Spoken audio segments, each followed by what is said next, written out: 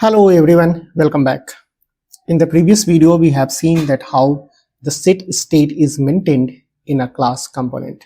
और आज के वीडियो में हम लोग पढ़ने वाले हैं कि फंक्शनल कंपोनेंट के अंदर में स्टेट को कैसे मेंटेन करते हैं, right? So let's come to the code. और यहाँ पे हम लोगों का प्रीवियस वीडियो का कोड है। मैं इसको पहले कमेंट आउट कर लेता हूँ और चलते हैं सबसे पहले कंपोनेंट फोल्डर के अंदर और यहाँ पे एक कंपोनेंट बनाते हैं और इसका नाम रख लेते हैं हम लोग फंक्शनल स्टेट कंपोनेंट। और यहाँ पे सबसे पहले हम लोग बना लेते हैं एक फंक्शनल कंपोनेंट RFC और यहाँ पे हमारे पास एक बॉयलर प्लेट मिल गया। अब इसको हम लोग यहाँ पे app.js के अंदर में पहले इंपोर्ट कर लेते हैं। So here is our functional component and see the output first. So here is our functional state component, right? और जैसा कि हम लोगों को पता है कि functional component stateless component होता है और इसका अपना खुद का internal state maintain नहीं कर पाता है। तो यहाँ पे state को maintain करने के लिए हम लोग यूज करते हैं React hook का और उस hook का नाम है use state। तो सबसे पहले हम लोग यहाँ पे import कर लेते हैं use state को, right? और use state को समझने से पहले आप थोड़ा सा डीस्ट्रक्चरिंग ऑफ एरे को समझ लीजिए, क्योंकि यहाँ पे हम लोग यूज करने वाले हैं डीस्ट्रक्चरिंग, राइट? तो सपोज करते हैं कि यहाँ पे हमारे पास एक एरे है और एरे में कुछ भी वैल्यू डाल देते हैं, सपोज 22, 33 एंड सो ऑन। और इसमें से हमको कोई वैल्यू को एक्सेस करना है तो नॉर्मली हम लोग यूज करते हैं एरे का नाम और इंडेक्स नंबर। लेकिन डीस्ट्रक्चरिंग के लिए हम लोग सिंपल सा इसमें एक यूज कर सकते हैं टेक्निक। और यहाँ पे हम लोग अगर वैल्यू रख लेते हैं suppose a, so it will extract the 0th element and store in a variable a। अगर हमको सेकेंड इंडेक्स का वैल्यू चाहिए होगा तो यहाँ पे हम लोग सेकेंड इंडेक्स को भी अलग से एक्सेस कर सकते हैं। सपोज b कर दिया, इसका मतलब हो गया कि सेकेंड इंडेक्स का वैल्यू जो होगा वो b में जाएगा, राइट? और इस वैल्यू को आप अगर शो करके देखना चाहते हो तो यहाँ पे हम लोग लिख सकते हैं a और b का वैल्यू कितना आ रहा है, राइट? तो यहाँ पे मैं लिख देता हूँ a इज व्हाट a। तो आप यहाँ पे देख लो कि हम लोग को मिल गया 22, राइट? और अगर हम लोग यहाँ पे b का भी देखना चाहते हैं वैल्यू कि b का वैल्यू कितना है, तो यहाँ पे हम लोग लिख लेते हैं b। So we will get here both of the values 22 as well as 33, right? तो आपको बेसिक आइडिया पता चल गया होगा कि एरे का डीस्ट्रक्चरिंग हम लोग कैसे करते हैं। अब आते हैं हम लोग यूज स्टेट के ऊपर, राइट? तो जब हम लोग यूज स्टेट फंक्शन यूज करते हैं तो ये भी एक एरे को रिटर्न करता है, राइट? और जो एरे रिटर्न करता है उसके अंदर दो वैल्यूज होते हैं, एक वेरिएबल और दूसरा जो होता है वो होता है फंक्शन, राइट? तो मैं उसको क्या करता हूँ कि डीस्ट्रक्चरिंग करके उसको एक्सेस कर लेता हूँ। तो यहाँ पे रख लेते हैं हम लोग कोई भी वेरिएबल आप ले लो। जैसे हम लोग प्रीवियस वीडियो में देखा था कि CGPA को मेंटेन कर रहे थे, तो यहाँ पे भी हम लोग ले लेते हैं वेरिएबल CGPA, राइट? और दूसरा जो फंक्शन होगा वो फंक्शन हमारे CGPA के वेरिएबल को अपडेट करेगा, राइट? ये हमारा स्टेट वेरिएबल है और इस स्टेट वेरिएबल को हम चाहते हैं कि अपडेट करें, तो उसके लिए एक हम लोग को फंक्शन यूज करना पड़ेगा और उस फंक्शन का नाम रख लेते हैं सपोज सेट CGPA, राइट? अब यहाँ पे देखो कि यूज स्टेट फंक्शन के अंदर में हम लोगों ने कोई भी आर्गुमेंट पास नहीं किया है। इसका मतलब हो गया कि हमारा जो इनिशियल वैल्यू होगा CGPA का वो अनडिफाइंड होगा, राइट? तो आप अगर यहाँ पे देखना चाहते हो कि CGPA का वैल्यू कितना आ रहा है, राइट? तो यहाँ पे CGPA and then print the value of CGPA। So here is our CGPA and CGPA के अंदर हम लोगों को कोई भी वैल्यू नहीं मिला है क्योंकि ये अनडिफाइंड वैल्यू है। तो अगर आप इसको कंसोल करके देखना चाहते हो कि CGPA का वैल्यू एक्चुअली आता कितना है, तो यहाँ पे हम लोग कंसोल लॉग कर लेते हैं कि CGPA कितना है, राइट? तो यहाँ पे हम लोग चलते हैं इंस्पेक्ट के अंदर और यहाँ से ओपन कर लेते हैं console and here we have got undefined, right? तो अगर आप चाहते हो कि नहीं हमको CGPA का कुछ इनिशियल वैल्यू लेना है तो आप यहाँ पे इनिशियल वैल्यू भी पुट कर सकते हो। Suppose we are putting here 0, so the value of CGPA is initialized by 0, right? तो आप यहाँ पे देख लो कि हम लोग को वैल्यू मिल गया CGPA is 0, right? तो आप यहाँ पे कुछ भी वैल्यू इनिशियलाइज कर सकते हो। सपोज हमने यहाँ पे डाल दिया 10, so initial value of CGPA is 10, So also we have got here the CGPA 10, right? अब यहाँ पे हम लोगों को अपडेट करना है CGPA को। तो अपडेट करने के लिए यहाँ पे हम लोग एक बटन क्रिएट कर लेते हैं। तो चलते हैं नेक्स्ट लाइन में और क्रिएट करते हैं बटन। अगर यहाँ पे हम लोग क्लिक करते हैं तो ऑन क्लिक इवेंट आ जाएगा और ऑन क्लिक में हम लोग अपडेट करते हैं CGPA को, राइट? सो यहाँ पे हम लोग लिख लेते हैं increase and then CGPA, right? Now define this function. तो यहाँ पे हम लोग एक फंक्शन को डिफाइन कर लेते हैं और यहाँ पे है हमारा फंक्शन, राइट? अब यहाँ पे हम लोग कंसोल पे लिखने की जरूरत नहीं है। अब यहाँ से हम लोग इसको कट कर लेते हैं और यहाँ पे पेस्ट कर लेते हैं, right?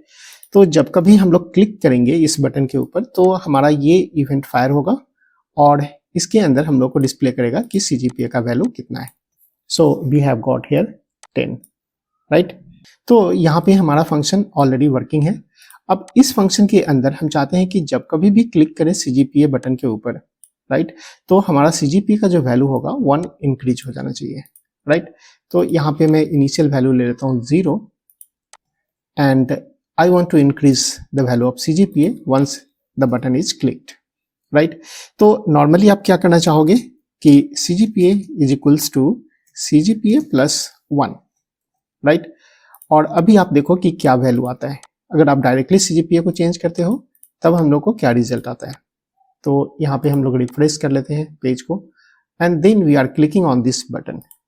So we are getting here the error because the variable was defined as a constant and we can not change the value of constant, right? तो अगर आप यहाँ पे कांस्टेंट नहीं रख करके और कर लेते हैं हम लोग local variable as a let, right? और अब देखो आप कि इसका वैल्यू हम लोग को कितना मिलता है।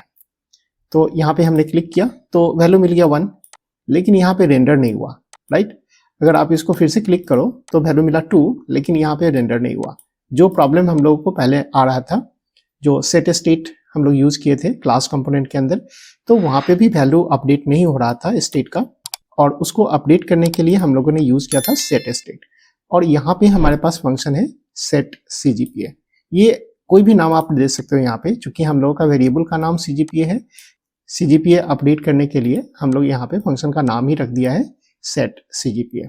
So with the help of set CGPA only you can update this CGPA value, right? तो डायरेक्टली आप इसको इस तरह से नहीं लिख पाओगे। तो यहाँ पे हम लोग को यूज करना है क्या, set and then CGPA, and inside this function we have to pass the updated value। तो प्रीवियस वैल्यू हमारे पास था CGPA और उसमें 1 इंक्रीज कर देना है, राइट? तो अभी अगर हम लोग इसको अपडेट करके देखते हैं और रिफ्रेश करते हैं और यहाँ पे क्लिक करते हैं, so we have got here 1, right? लेकिन यहाँ पे हमारे पास अभी है 0 और यहाँ पे 2। तो आपको पता है कि ये वैल्यू क्यों आ रहा है, राइट? क्योंकि यहाँ पे जो वर्क करता है ये एसिंक्रोनसली वर्क करता है। और इसको हम लोग कैसे फिक्स करेंगे, तो इसके लिए हम लोग फिर से आने वाले वीडियो में हम लोग पढ़ेंगे कि यूज इफेक्ट एक हुक है, उसके थ्रू हम लोग वैल्यू को चेंज करेंगे। तो अब तक के लिए आप इसको इग्नोर करो और यहाँ पे हम लोगों का जो स्टेट का वैल्यू है वो करेक्टली अपडेट हो रहा है, राइट? तो यहाँ पे आप क्लिक करते जाओ, वैल्यू रेंडर होता है। जैसा कि आपको पता है कि जैसे ही स्टेट अपडेट होगा वैसे ही हमारा कंपोनेंट री रेंडर होगा, राइट? और री रेंडर होगा तो यहाँ पे हम लोगों को अपडेटेड वैल्यूज मिल जाएगा। अब सेकेंड एग्जाम्पल हम लोग देख लेते हैं कि अगर किसी ऑब्जेक्ट को मेंटेन करना है यहाँ पे स्टेट के अंदर, तो हम लोग ऑब्जेक्ट को कैसे यूज करेंगे।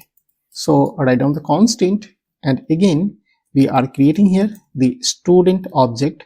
और स्टूडेंट ऑब्जेक्ट को अपडेट करना होगा तो यहाँ पे हम लोग ले लेते हैं एक function set student and then use the use state function. अब हम लोग इसको कैसे इनिशियलाइज करेंगे कि स्टूडेंट जो है वो एक ऑब्जेक्ट है। तो ऑब्जेक्ट का रिप्रेजेंटेशन हम लोग करते हैं कर्ली ब्रेसेस के अंदर, राइट? तो अभी जो हमारा स्टूडेंट होगा वो एज एन ऑब्जेक्ट होगा। अगर आप इसको डिस्प्ले करके देखना चाहते हो तो यहाँ पे आप कंसोल करके देख सकते हो कि console log and then student, right? So here we have got the result as a student, as an empty student, right? So we don't have any properties inside this object और अगर आप चाहते हो कि इसके अंदर में प्रॉपर्टीज को इनिशियलाइज करें तो आप यहाँ पे डाल सकते हो कि हमारा प्रॉपर्टीज क्या है। तो सपोज नेम ले लेते हैं, और नेम ले लेते हैं अभी हमारे लिए कि डमी है, कोई भी नेम नहीं है। और एक और प्रॉपर्टीज हम लोग चाहते हैं roll number, and the roll number is currently 10, right. तो अगर आप इसको डिस्प्ले करोगे तो यहाँ पे आपको अपडेटेड वैल्यू मिल जाएगा, राइट। सो अभी हमारे पास नेम है डमी, रोल है 10, तो हमारा एक ऑब्जेक्ट इनिशियलाइज हो गया, राइट। तो इस तरह से अगर आप चाहते हो कि कोई भी और भी एरे अगर बनाना है तो आप एरे भी क्रिएट कर सकते हो। तो एरे क्रिएट करने के लिए आप क्या करोगे, तो सपोज करो स्टूडेंट, और यहाँ पे हम लोग चाहते हैं कि सेट ऑफ मार्क्स रखना है, बहुत सारे स्टूडेंट का मार्क्स है, मैं चाहता हूँ कि उस मार्क्स को एक एरे के अंदर में स्टोर करूँ, राइट। तो यहाँ पे आप यूज कर सकते हो मार्क्स, और एक फंक्शन यूज करते हैं हम लोग मार्क्स को अपडेट करने के लिए, सेट मार्क्स, राइट। और यहाँ पे हम लोग कर लेते हैं यूज स्टेट, और inside the use state we have to create an empty array, right. तो अगर आप इस मार्क्स को डिस्प्ले करना चाहो तो मार्क्स को भी यहाँ पे डिस्प्ले करके चेक कर सकते हो कि मार्क्स क्या आ रहा है। सो write down here the marks, and this time we are expecting to display the array. So here we have defined the const, right. So now execute it. So we are getting here the an empty array, right. तो यहाँ पे हमारा जो array का length है वो है 0, right. अगर आप इसमें चाहते हो कि इनिशियल वैल्यू कुछ होना चाहिए तो आप कुछ इनिशियल वैल्यू भी पुट कर सकते हो, राइट। तो यहाँ पे हम लोगों को मिल जाएगा initial value 10, 20 and 30, right. So let me quickly comment it out, अभी हमको इसकी ज़रूरत है नहीं, राइट। अगर हम चाहते हैं कि इसके स्टूडेंट वैल्यू को अपडेट करना है, राइट, यूजिंग सेट स्टूडेंट, तो हम लोग कैसे अपडेट करेंगे, राइट। तो यहाँ पे हम लोग क्या करते हैं कि एक और पैराग्राफ क्रिएट करते हैं, और inside a paragraph we are now displaying the value of the student, right. तो यहाँ पे अगर हम लोग को स्टूडेंट का नेम डिस्प्ले करना है तो स्टूडेंट नेम, और यहाँ पे स्टूडेंट नेम कैसे प्रिंट करेंगे, so student is an object और उसके प्रॉपर्टीज को एक्सेस करना है तो स्टूडेंट नेम, राइट। तो यहाँ पे हम लोग को मिल गया डमी, और अगर हमको रोल भी शो करना है तो यहाँ पे हम लोग डिस्प्ले कर सकते हो roll is student dot roll, right.